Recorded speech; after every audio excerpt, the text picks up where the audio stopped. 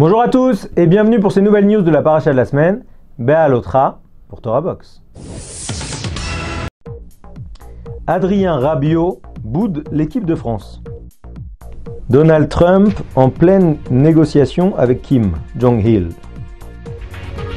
Le RGPD arrive comme prévu.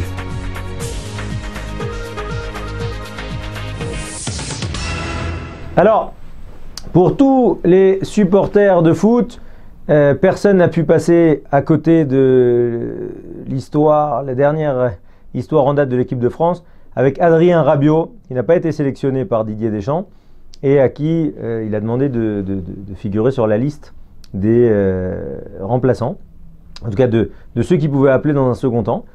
Et Adrien Rabiot a dit, voilà, écoutez, moi je suis au PSG, normalement, on est appelé en équipe de France selon les résultats en club, etc. etc. C'est évident qu'à mon poste aujourd'hui, je suis celui qui a le meilleur résultat. C'est hors de question que du coup que je sois même pas sur la liste des 23 sélectionnés, mais sur cette liste des 7 appelés en cas d'urgence. Donc évidemment s'il y a une blessure ou quoi que ce soit. Donc on est avec cette histoire d'Adrien Rabiot qui a donné évidemment le bâton pour se faire battre à Didier Deschamps, qui a dit voilà, la jeunesse, voilà pourquoi je ne l'ai pas retenu, il ne fait pas corps avec l'équipe de France, etc., etc. Mais en réalité, c'est tout le tsahar, toute la souffrance de Adrien Rabiot, qui par ailleurs s'aime énormément, mais cela n'est pas le problème. Ce qui est intéressant, c'est de voir à quel point finalement il est triste de ne pas participer. Il est triste de ne pas avoir été retenu, a fortiori dans son équipe où ils sont tous retenus en équipe nationale. Mais en tout cas, l'idée, c'est que il faut qu'on arrive à exploiter ce sentiment-là. Alors, quel est le rapport avec notre paracha? On voit qu'au début de la paracha, Béalotra, on explique comment Aaron récupère la mitzvah de faire monter la halot, c'est-à-dire faire monter d'elle-même la flamme de la menorah. Et c'est la mitzvah qui va revenir tous les jours à Aaron pour que, en fait, à chaque instant, la menorah soit allumée et brille. Donc finalement, le Kohen Gadol devait amener chaque jour changer l'huile, okay, pour faire en sorte que ça éclaire le Beth Amikdash. Alors, le Midrash raconte qu'Aaron était très triste, parce qu'en fait, à la fin de la paracha de Nassau, on voit que chaque prince, chaque chef de tribu, en dehors de la tribu de Lévi, est venu amener son sacrifice, son korban, amener son offrande pour l'ouverture du Mishkan, l'érection du temple portatif. Et bien Aaron s'est trouvé seul, sans rien, parce que les tribus de Lévi n'ont pas été conviées. Et Hachem lui a dit, attends, j'ai vu ton tsahar, j'ai vu ta souffrance, j'ai vu ta tristesse de ne pas participer à toi aussi, et du coup je te donne une mitzvah beaucoup plus grande, qui est celle d'allumer chaque jour la menorah. Quand les princes des tribus, eux, ont amené une offrande une seule fois, et bien toi, chaque jour, tu vas allumer la menorah. Maintenant, ce qui est très fort, c'est ça, c'est d'exploiter, de voir, c'est le but de ces news. Les Havdil, évidemment, on ne compare pas Adrien Rabiot avec Aaron Cohen. Okay, mais par contre, ce qui est intéressant, c'est le sentiment, de voir à quel point finalement il a pu être touché à vif, de ne pas participer lui aussi à la grande fête de la Coupe du Monde, etc.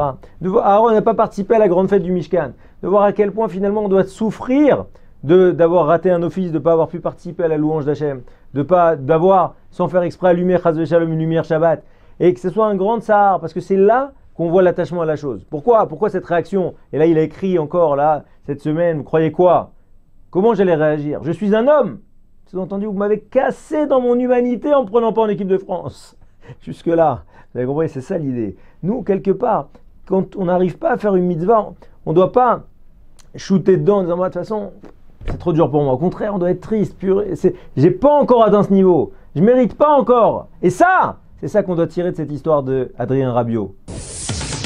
Alors, dans la suite de la paracha, on explique comment, finalement, on va introniser toute la tribu de Lévi, les Lévi'im, qui vont venir, entre guillemets, prendre la place des premiers-nés, tant et si bien que les premiers-nés vont les amener comme un sacrifice réparateur, c'est-à-dire qu'ils vont apposer, de la même manière qu'on fait les sacrifices, les corbanotes, et qu'on appose les mains, on fait la sémira, on appuie sur la bête, et on dit voilà, on confesse ses péchés, donc là, tous les Bnei Israël, en tout cas tous les premiers-nés vont venir et confesser qu'ils ont participé au veau d'or.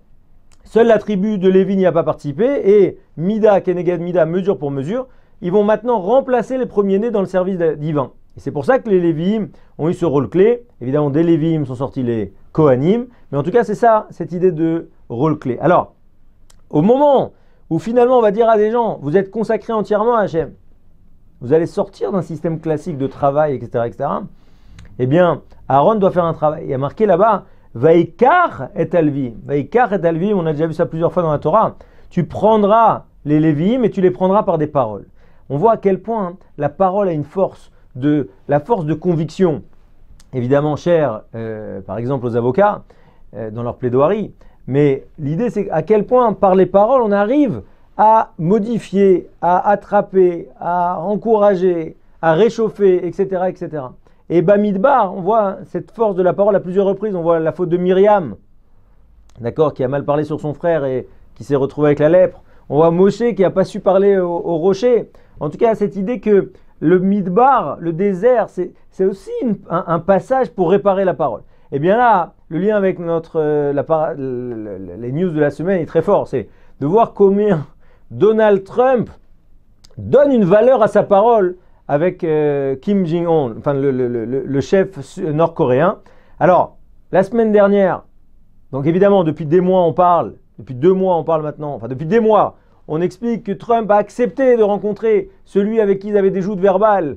Il appelait le petit homme missile quand le leader nord-coréen passait son temps à insulter de son côté Donald Trump. Finalement, les vues se sont rapprochées alors pour X raisons, mais notamment parce que ça coûte très cher de continuer pour les Nord-Coréens à rester enfermés en autarcie en entretenant leur système nucléaire. Parce que aussi, d'après les spécialistes, ils ont eu un grand accident nucléaire qui a fait imploser l'une des plus grandes bases d'essai, celle d'ailleurs qu'ils ont fermée.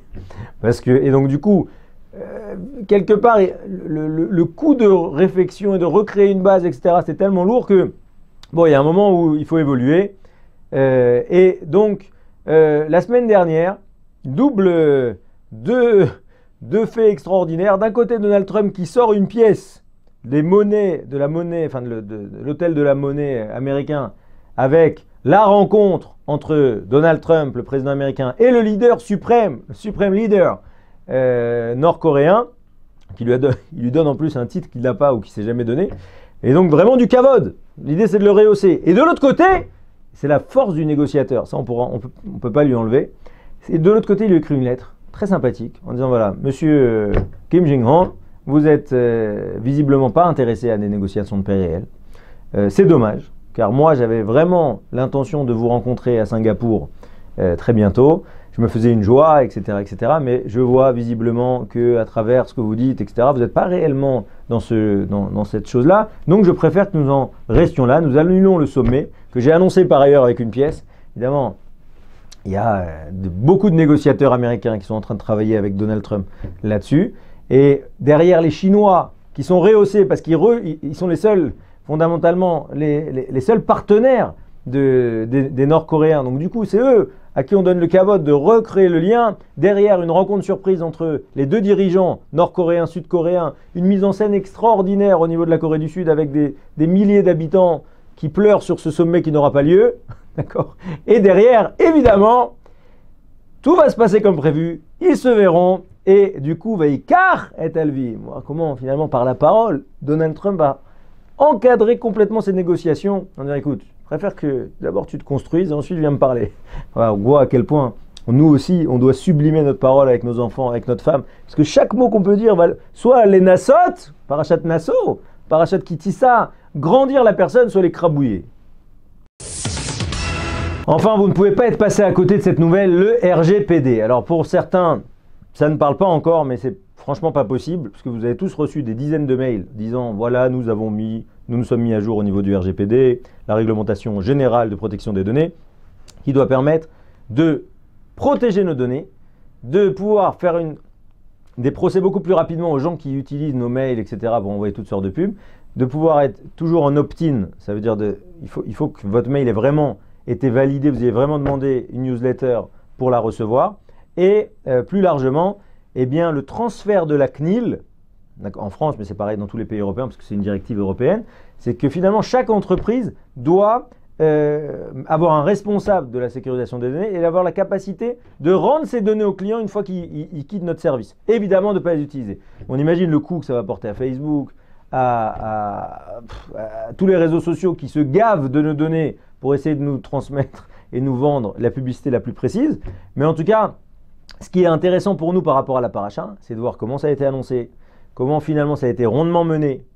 Alors, certes, ça a été mené à coup de bâton, puisque en fait, il y a marqué que toutes les entreprises qui ne respecteraient pas le RGPD pourraient avoir une amende allant jusqu'à 4% de leur chiffre d'affaires. Un truc complètement délirant. Mais en tout cas, ça a très bien fonctionné. Toutes les entreprises s'y sont mises.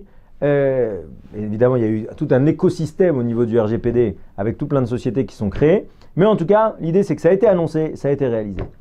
Et on voit ça à plusieurs reprises dans la paracha. Il y a marqué à plusieurs reprises, Aaron a fait exactement ce qu'on lui a demandé.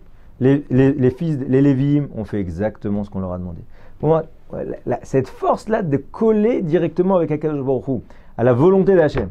Évidemment, sans avoir à payer 4% de notre chiffre d'affaires. C'est ça la force, c'est ça l'attachement à Akadosh Baruch Hu. L'idée que finalement, Reach Nichoach l'Hachem, comme on voit qu'Hachem, il profite des odeurs agréables des korbanot. Alors évidemment, il n'est pas là en train de respirer les bêtes qui brûlent. Il est là en train de voir à quel point ses enfants se fatiguent pour lui et au point de réaliser à la perfection sa volonté. Et c'est là la dernière chose qu'on voit dans la paracha cette semaine, une des choses importantes, c'est que finalement, ça y est, on a expliqué toutes ces parachutes dans Bamidbar, depuis le début du livre de Bamidbar, savoir comment finalement le Mishkan le camp allait évoluer, d'accord, avec les premières tribus qui avancent, Merari et Gershon, les deux familles de Lévi qui démontent le Mishkan, qui avancent, qui le remontent, derrière Kehat qui revient, accompagné de des tribus, avec un ordre de marche extrêmement carré, mais en tout cas la Torah vient et répète et re-répète pour nous dire, regardez, on a demandé ça, on a préparé ce déplacement comme ça dans le désert, et réellement, ça a été réalisé à la virgule près. C'est ça qu'il faut comprendre, c'est à quel point on doit se fatiguer pour être à la virgule près. C'est très dur la religion, mais c'est la même chose. Dans RGPD, vous oubliez un S dans un nom, le mail il passe pas. Vous oubliez un point, le mail il passe pas. C'est exactement pareil. Kadosh Baruch Hu, il a demandé qu'il fallait 6 heures et pas 5h59 pour remanger du lait après la viande. Eh bien, tel le RGPD qui est venu à l'heure, nous aussi on doit être en permanence présents au rendez-vous avec Kadosh Baruch Hu. Très bonne news à tous et à très bientôt.